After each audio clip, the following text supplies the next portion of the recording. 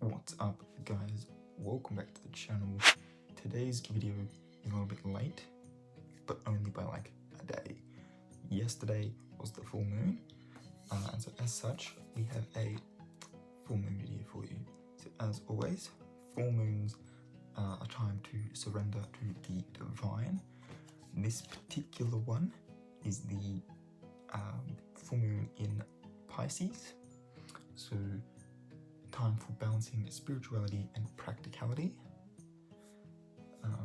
and being that Pisces is a mutable sign, it is a mutable moon as well, so at the moment nothing is yet set in stone, so you have the space to surrender all of your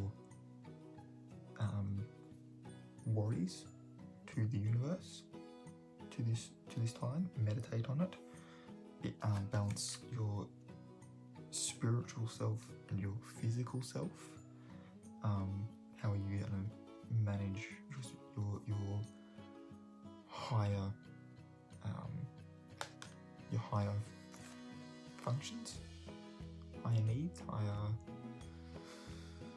There's a word that goes there. I can't think of what it is, but basically, how are you going to prioritize your higher self? While also being practical about what the material world demands of you, knowing that at the moment nothing is concrete yet. You still have time to set your intentions. Now, being that we are in the September full moon, we are looking at the harvest moon, and this one obviously was in Pisces. So it says here, arriving early on September 21, our full moon was at its fullest at 9:54 a.m. So 6 minutes before 10 a.m. Australian Eastern Standard Time. The first full moon of the spring season. This one is colloquially known as the harvest moon. Now obviously in Australia that makes no sense. You harvest in autumn, not in spring. Why is this one a harvest moon? It explains. It says, taking its name from colonial American traditions, Northern Hemisphere, Australia is Southern Hemisphere. So taking its name from colonial American traditions and European traditions, this moon would typically signal the beginning of the autumn harvest season.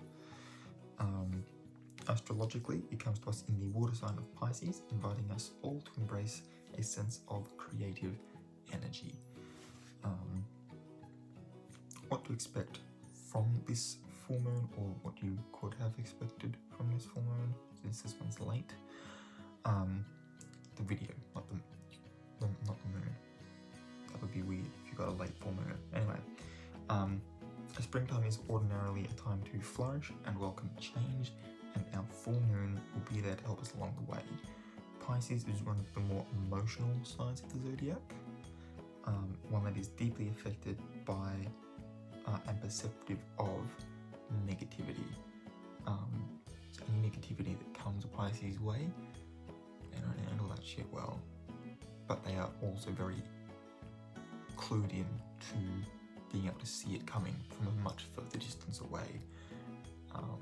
And so they're usually able to try and skirt around it and dodge out of its way. Perks of being a mutable water sign, quite flowy energy.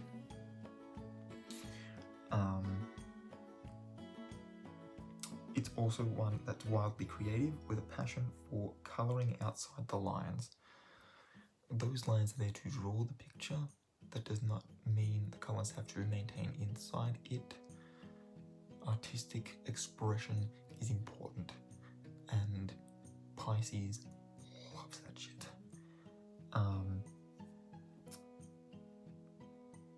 So yeah, the traditional parameters and set ways of doing things do not faze a Pisces, and they will always find a unique perspective and a creative way to undertake new tasks and express themselves.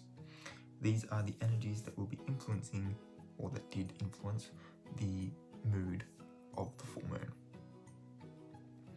Expect the peak of the moon to have you wanting to draw, write, read, start your own business, or just to think and consider your world in a new way. It might have been a time that you took out and were just like, oh, it's come to a head, I'm emotionally distressed. Why am I emotionally distressed? And then to open the box, take all of your thoughts out of it and think about them there, outside of the box.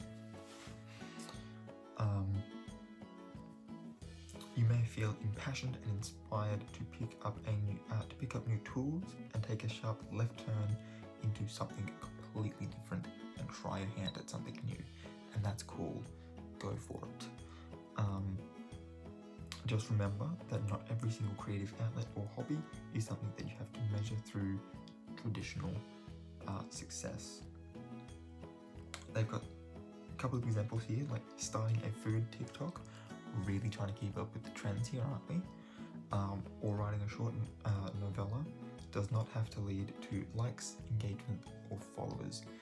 Doesn't even have to lead to you writing a cookbook or being an author. It could just be I had this idea, I want to share it with the world. And that's it. It's a one-off idea, you tried your hand at it, you enjoyed yourself, it was fun doing the process.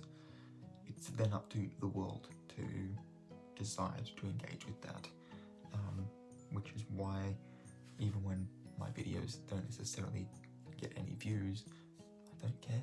I had fun making them because this is what I want to do. This is my creative outlet. Sometimes you can just create because you enjoy it, and it doesn't matter what other people think, and it really doesn't. Also, know that the moon rules over our inner selves, the people we are when we're alone. So if you need to take time away to be by yourself, to experience the full sense of Piscean creativity, do it. Sometimes alone time is essential for self-care. On the other side, this full moon will be a deeply emotional one for many of us. Another tumultuous year, agreed, has had many of us bottling our feelings and trying to remain productive and perfectly optimized at all times, which is not mentally sustainable. Can we normalize that? You don't have to be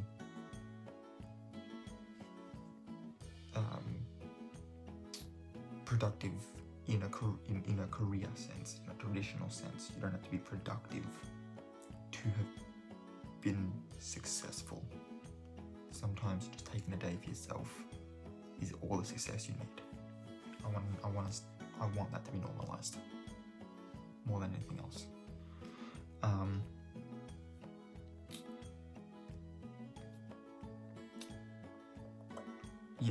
So this moon was about none of that. Pisces does not work within boundaries and perfectly timed to-do list structures. They're the wishy-washy little fish, okay? They will just keep swimming wherever they so choose to swim. You cannot tell them where to go. They're in a big old ocean, and if they want to swim that way, they will swim that way. You may feel the urge to release and just talk it all out, or even cry it all out. Productivity be damned. Remember, it's okay to not be okay. We literally had Are You Okay Day earlier this month. It's completely fine to not be okay. And if that is the case, at the end of this video are all of my socials. Feel free to message me on any of them. I think at the moment my Instagram is still set as a private. I will change that. But feel free to message me on any of them. And don't worry about just typing in hey and leading it up to me. Just full go in for it, straight up. I will not judge you. You can tell me as much or as little as you so desire. If you need someone to talk to, I am here and I'm willing to help if if I can. Even if that help simply is just listening and understanding and letting you know that, you know, you're not alone, or that, you know, someone understands what you're going through.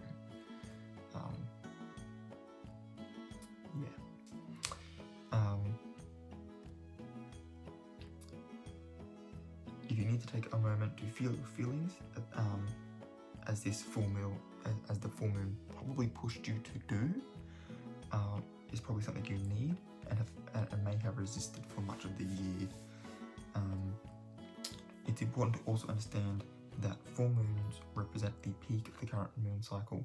Any themes and energies you took with you into the new moon at the beginning of the month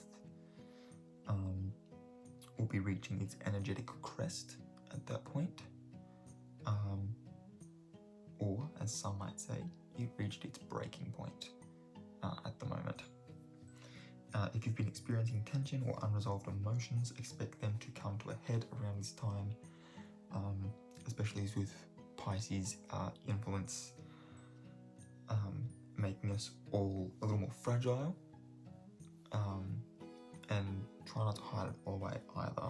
Full moons are notorious for exposing and illuminating the truth. Even if you try to disguise the way you feel, it will be easy to see through. Question everyone cares about though: what signs were most affected? Cancerians would have been feeling particularly influenced by this full moon, owing to the activity in its 9th house. Also, the moon's its ruling planet, and we have another water sign. So, yeah, Cancer felt this hard. I feel like Cancer feels most of the full moons. Obviously, there's other signs that just don't gel with it, or that really vibe with that energy. But then under them, it's always going to be Cancer next, because the moon is it's reaching its peak, and it's its ruling planet. So it's just me though. But yeah, this one in particular, Cancer would be loving. This is your sector of perceptiveness, so your 9th house is your sector of perceptiveness and intuition, so prepare to be feeling particularly connected to the world around you. Your 9th house is the one that's usually, the 9th house is usually the one associated with Virgo, so you're getting a lot of the mutable earth traits there.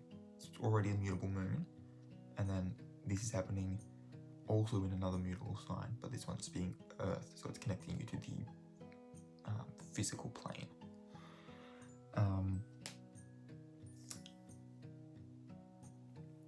So it continues here by saying particularly, so you might be feeling particularly connected to the world around you, particularly since Pisces is connected to this psychic of the zodiac. So you Cancerians will have that too. Virgos too will be feeling this moon deeply. It arrives in the tail end of Virgo season. As of recording, tomorrow is the first day of Libra season. So yeah, really quite in the tail end. So you'll already be, you Virgos will already be experiencing the feelings that come with the transition into Libra season, and then a full moon that has your same modality. So the moon has the same modality as your sun sign. So you would have been feeling this quite heavy as well. You guys would have been wanting to take the creative energy you were feeling into your relationships, to try and nurture them. You often try to put feelings aside when they threaten to get in the way of your perfectly organized world. Being an earth sign, you do care more about the physical side of things. So yeah, you might try and put your feelings aside, but now's the time to let them in and show people around you that you actually care. Because of course you do. Of course you do. It's not that you don't have feelings because you're an earth sign. It's just not the thing you try to focus on the most, and that's perfectly fine. There are times where I wish I focused more on the physical or the spiritual, but I'm an air sign, so I'm always going to be focused more on the mental side of things. Scorpio will be feeling all sexed up at this full moon, literally. This celestial event lights up your 5th house, which represents fertility and passion. You'll be craving touch and romanticism, and with Pisces encouraging us to feel all our feelings, what's the point of denying yourself? But of course, your house of fertility is about more than just sex. You'll be feeling full of ideas, and now may be the perfect idea for you to conceive your next big career project. So yeah, exciting stuff. We will finish off our video with our question of the day. We are up to number 20. Can you believe it? We are already up to number 20. Okay, number 20. Are people around me a positive influence in my life? Are the people around me? Don't skip the words. Who are they? Why are they in my life? Who's a negative influence? Who do I spend most of my time with? And how do they affect me? I would say for the most part, yeah. The people in my life are a positive influence. I don't care for someone's negative attitude. If they want to come at me with that, they can impolitely leave. I'm going to say it like that though, because I don't actually want to swear people out. And yeah, like they can just leave. I don't have the time or the patience to deal with someone else's insecurities and their negativity that they want to try and impart onto someone else. I don't care for it. So yeah, for the most part, the people around me are a positive influence in my life. As I mentioned in my unboxing video, I've surrounded myself with people who are creative in one way or another, whether that's within the traditional sense of the arts and doing things like music and film and acting and drawing and all that sort of thing, or it could be that they're artistic in a more, I'm gonna sneeze here, excuse me, they could be artistic in a more constructive sense, in that they like to they might have a project car that they're wanting to make a certain way. That's still art. That's still art. Or it might be that they do woodwork, or they do some other form of metal work. I know I have a friend who uploads quite frequently